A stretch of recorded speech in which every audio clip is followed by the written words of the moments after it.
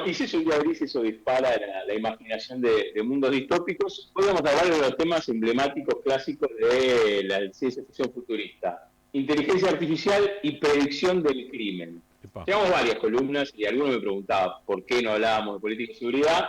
Y hoy vamos a hablar de eso. Ciberseguridad, de India, y vamos a hablar de Marvel. Bien. ¿Puede un algoritmo anticipar el crimen antes de que ocurra? Sin duda lo puede, pero la pregunta es, ¿puede una sociedad mejorar su sensación de seguridad mientras se securitiza cada aspecto de su vida cotidiana?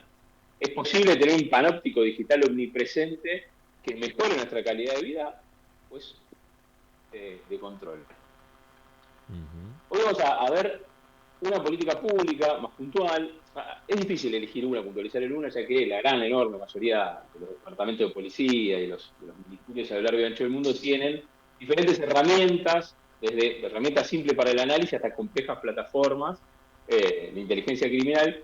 Es difícil puntualizar en una, y como ustedes ya saben, nosotros en esta columna lo que buscamos es indagar no tanto en los grandes dilemas éticos de la humanidad, sino en ejemplos concretos de cómo la inteligencia artificial aplicada a políticas públicas puede mejorar nuestra vida, o no.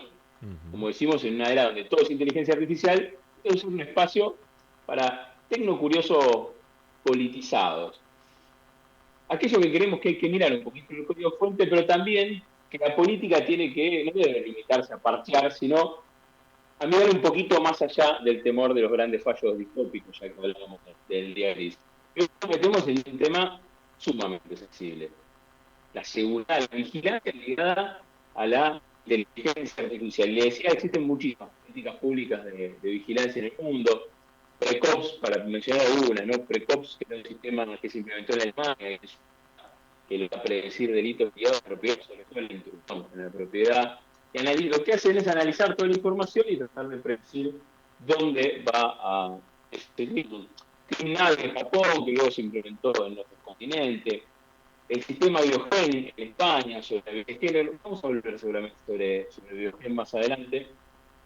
Y HOP en China, en Dubái, en Emiratos Unidos también, se ha generado muchísimas políticas públicas sobre esto. Datamil en Los Ángeles, que genera vigilancia en redes sociales para predecir, muy pensando en la primavera, para predecir potenciales protestas, y se utilizó mucho desde el comienzo de la guerra Israel-Palestina. Pero son muchísimos ejemplos y modelos de predicción del crimen que se implementaron. Que tienen modelos de aprendizaje automático que analizan enormes volúmenes de datos históricos y predicen ¿a dónde puede ocurrir el crimen? La vigilancia predictiva, antes de entrar en el caso, se divide en dos categorías. Una basada en la ubicación y otra basada en la persona, ¿no? Que analiza geográficamente lo que analiza la persona. Pero le decía que vamos a hablar de Marvel, vamos a hablar de India, y quiero hacer una aclaración antes. Sí. ¿Por qué hablamos de India? Porque la India puede convertirse en un actor clave en términos globales, geopolíticos, en inteligencia artificial, en términos generales, pero mucho más en términos de seguridad pública digital. Ya hace más de 10 años, en 2013, se propuso como meta, una meta que ya cumplió, que es la de tener 500.000 de profesionales especialistas en gestión predictiva de la seguridad y ciberseguridad. Pensemos en la India, el país más poblado del mundo, una de las principales economías, parte de los BRICS, una población joven, altamente conectada, el liderazgo de Modi la potenció en iniciativas como India Digital, y viene generando una transformación digital tan fuerte que van posicionando a la India como un referente en infraestructura pública digital.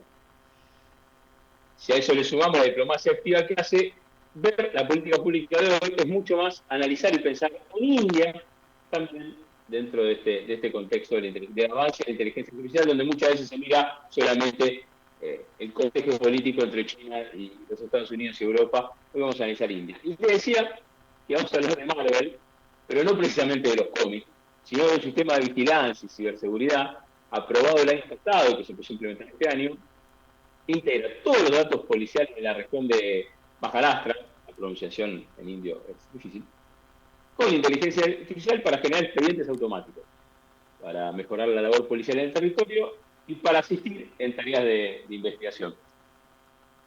Viene de una sigla en inglés, más o menos investigación y vigilancia avanzada de Macarasca, que es la zona, para aplicar sus leyes.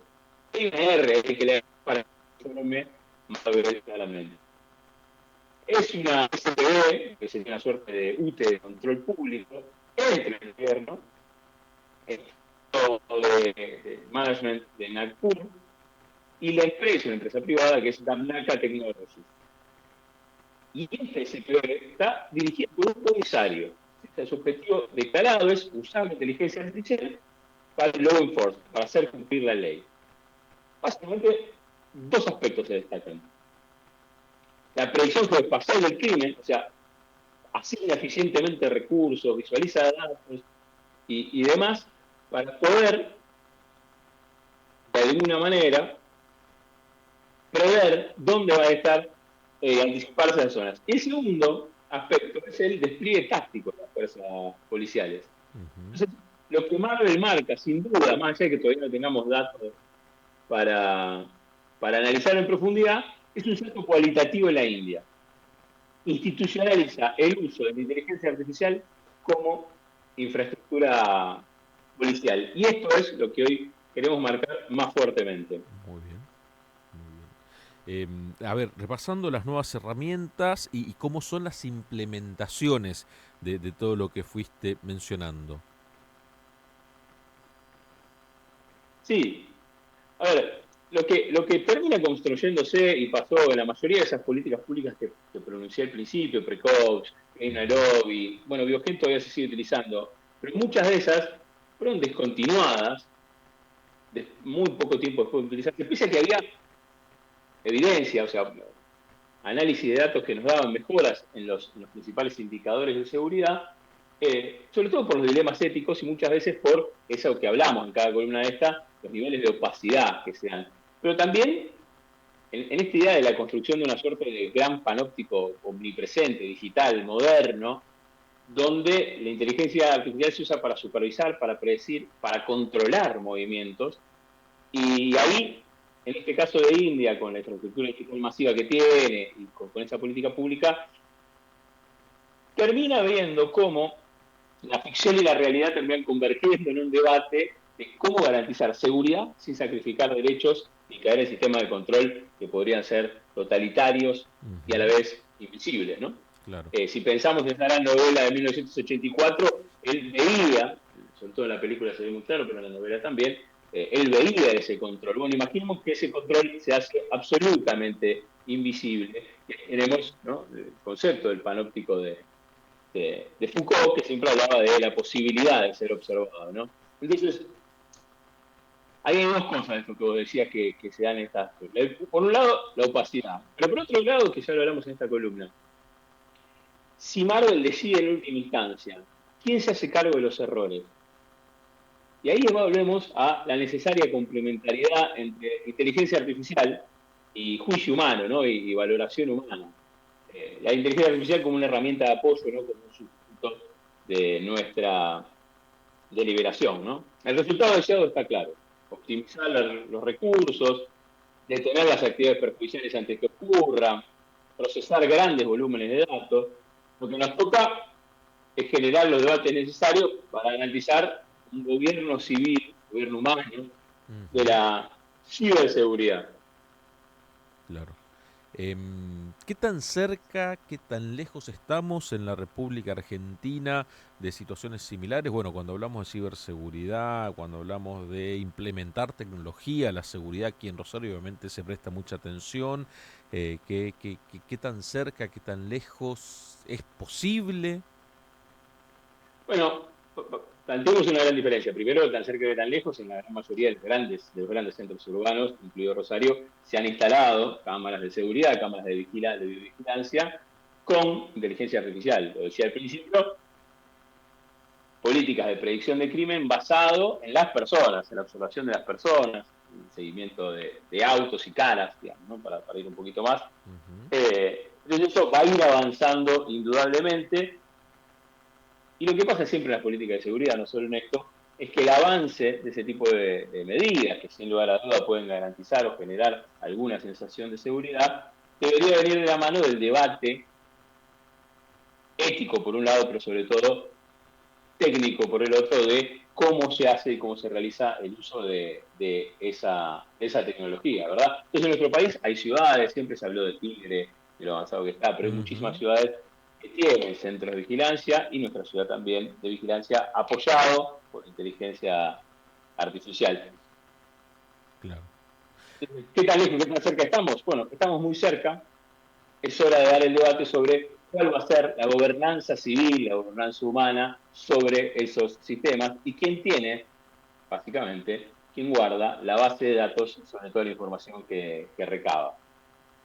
Ujú, muy bien. Juano, como siempre, muchísimas gracias por estos minutos.